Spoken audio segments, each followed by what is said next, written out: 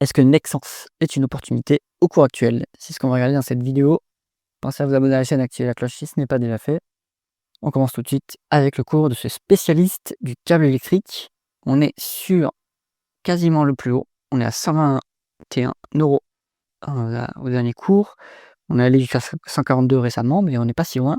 En 10 ans, ça a bien progressé quand même, hein. On a fait 1 x 4. Donc, on va voir s'il y a encore du potentiel sur Nexence, qui est quand même une grosse mid-cap, hein, maintenant, 5,3 milliards. On va peut-être commencer à être bien valorisé et pourquoi pas rentrer un jour dans le CAC 40. On va regarder ce qui se passe au niveau de la croissance du chiffre d'affaires. Donc, en médiane, on est sur 2,5% de croissance, ce qui n'est pas exceptionnel. On voit que c'est cyclique.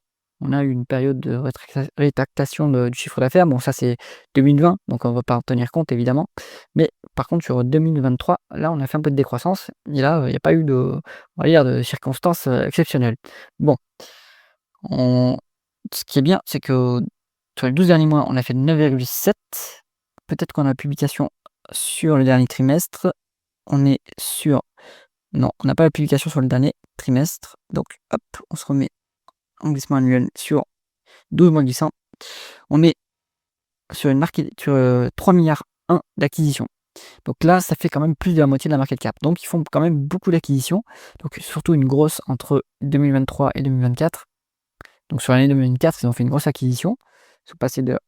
Ils ont fait 2 milliards d'acquisitions quasiment. Donc ça, c'est toujours pas sûr risqué quand on achète des boîtes aussi grosses, parce qu'il faut les intégrer derrière. Il faut qu'il y ait des synergies qui se dégagent pour justifier en fait le coût de la transaction. Bon, donc ça, c'est quelque chose qu'il va falloir suivre sur 2025-2026, hein, parce que ça prend du temps quand même à intégrer. Toujours est-il que ça a quand même bien boosté la croissance, hein. On est quasiment à 10% de croissance à décembre 2024. Bon, donc on est sur une entreprise qui, à mon avis, va retrouver un bon niveau de croissance, puisqu'en plus on est sur une thématique porteuse, hein, en électrification du monde. Donc là, c'est un bon créneau pour Nexence. Les taux de marge, hop, on va regarder ça. Ce qu'on veut voir, c'est les taux de marge en augmentation, puisqu'on fait augmenter le chiffre d'affaires. Si les taux de marge sont en augmentation, c'est-à-dire qu'on gagne des parts de marché, on fait des gains d'efficience opérationnelle. Donc là, c'est ce qu'on voit actuellement. Donc le taux de marge brut, lui, il est passé de 12,2 à 13,7. Très légère variation, on va dire. Ça, c'est bien. Mais ce qui est plus intéressant et plus impressionnant, c'est le taux de marge d'EBITDA. Il est passé de 4,5 à 9. Donc on a doublé le taux de marge d'EBITDA, c'est exceptionnel. Superbe amélioration de l'efficience opérationnelle. Donc ça, c'est très très bien. Le taux de marge net, lui, il est au plus haut à 3,3%. On faisait des pertes jusqu'à... donc le zéro, il est ici. On faisait des pertes jusqu'à septembre 2020. Et depuis, on gagne de l'argent structurellement sur Nexence. Ça, c'est très bien. En termes de free cash flow, on a les free cash flow un peu plus élevés que les bénéfices nets. Enfin, c'est cyclique, hein, donc ça va dépendre de la dépense en capital. Mais là, on est sur un taux de marge de free cash flow à 4,7%, c'est plutôt pas mal, hein. Donc, qualitatif un Nexence, quand même qualitatif depuis 2020, on va dire.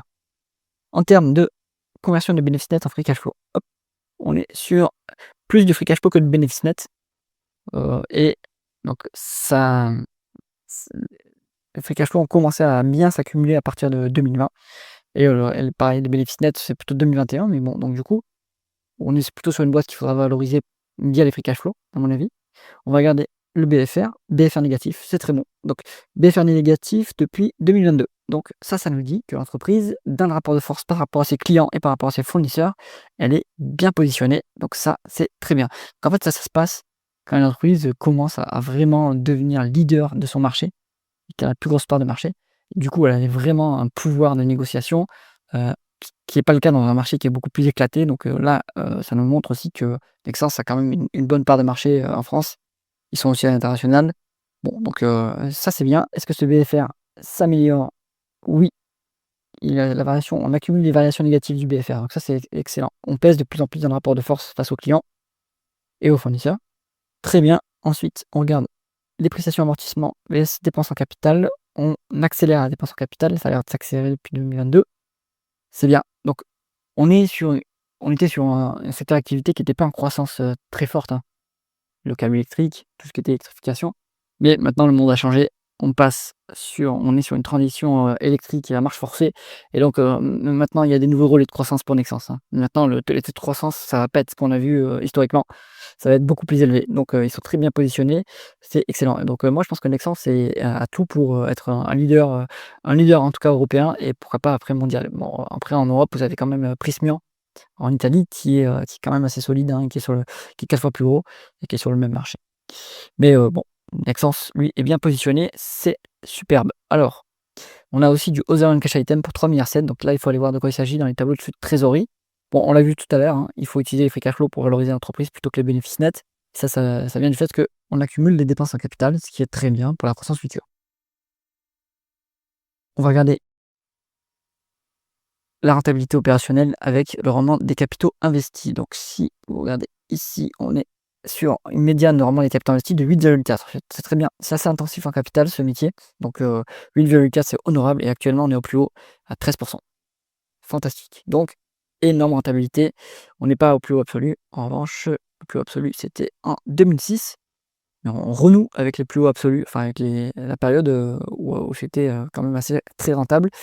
Donc, d'une part, ça nous dit qu'elle est bien positionnée concurrentiellement, qu'elle est très rentable et qu'on peut s'autofinancer largement vu la rentabilité. La croissance est pour l'instant, elle est un peu faible, un peu plus basse que la rentabilité. Donc ça permet d'en réinjecter le cash.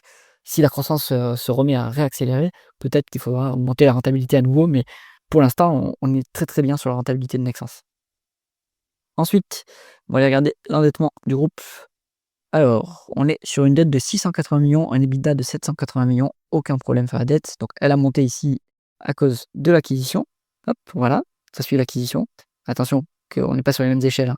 Ici, vous êtes sur des 12 mois glissants, ici, vous êtes sur des années complètes. Donc, en fait, sur des trimestres complets, donc ça a du coup monté en mars 2024. Et ici, ça se répercute sur ici. Donc, bon, enfin, comme ça prend du temps à se répercuter puisque c'est en 12 mois glissants.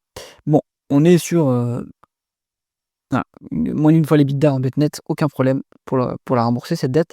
2 fois les free cash flow, même moins. Donc, excellent, excellent, excellent. Vu qu'on est très rentable, la dette, à mon avis, elle va tomber très rapidement et on va peut-être repasser cash net. Alors, rémunération d'actionnaire, est-ce que c'est intéressant? Hop, on est sur donc 400 millions de free cash flow, on verse 100 millions de dividendes. C'est pas exceptionnel, hein, en termes de. Enfin, c'est un payout ratio complètement soutenable. Le dividende est en augmentation régulière depuis 2020. Donc, ça, c'est plutôt bien. C'est un rendement. Enfin, il n'y a pas vraiment de rachat d'actions. Donc, en fait, le rendement que vous voyez ici, c'est le rendement des dividendes et on a 2,5. Très bien, hein. C'est intéressant parce que vous êtes sur une boîte de croissance.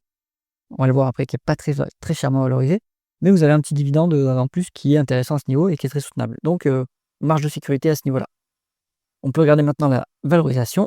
On va se mettre en valeur d'entreprise sur EBITDA. Bon, il n'y a pas de marge de sécurité par rapport à l'historique. Cela dit, on est sur un nouveau profil de croissance. On peut être plus généreux, à mon avis, sur la valorisation. Donc là, actuellement, on est à 7,4. La médiane, c'est 7,1. Sur les dernières années, on n'a pas encore de le multiple n'est pas vraiment monté beaucoup plus, mais on peut, voilà, sur un excès, on peut aller jusqu'à 10 en valeur d'entreprise sur EBITDA.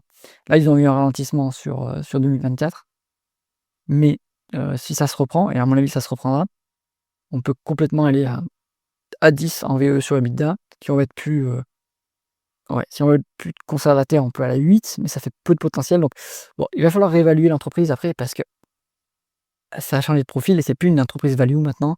Là, pour l'instant, ça reste un peu value, mais petit à petit, ça va devenir une croissance et une entreprise de croissance à prix raisonnable. Et dans ce cas-là, on peut aller, pour moi, une valorisation raisonnable en VE sur EBITDA, c'est 12 fois les sur EBITDA maximum. Après, ça commence à être cher en Europe, mais là, vous avez beaucoup de marge encore si on se place dans une optique plutôt de croissance. Alors, bien sûr, pour l'investisseur value, ça va commencer à être un peu cher, mais bon. Donc, conclusion, le dossier Nexans, pour moi, à ce niveau-là, c'est pas encore trop cher et c'est qualitatif. Bonne gestion, bonne marge, bonne rentabilité, bonne rémunération d'actionnaire, bonne génération de cash. Donc, ce dossier est tout à fait intéressant et a tout pour, à mon avis, bien progresser dans les années à venir. Ça ne m'étonnerait pas que sur les 5 années à venir, si elle continue comme ça ne m'étonnerait pas qu'elle ne finisse pas dans le CAC 40. J'espère que cette analyse vous a intéressé. Si c'est le cas, mettez un pouce vers le haut et pensez à vous abonner à la chaîne. À bientôt.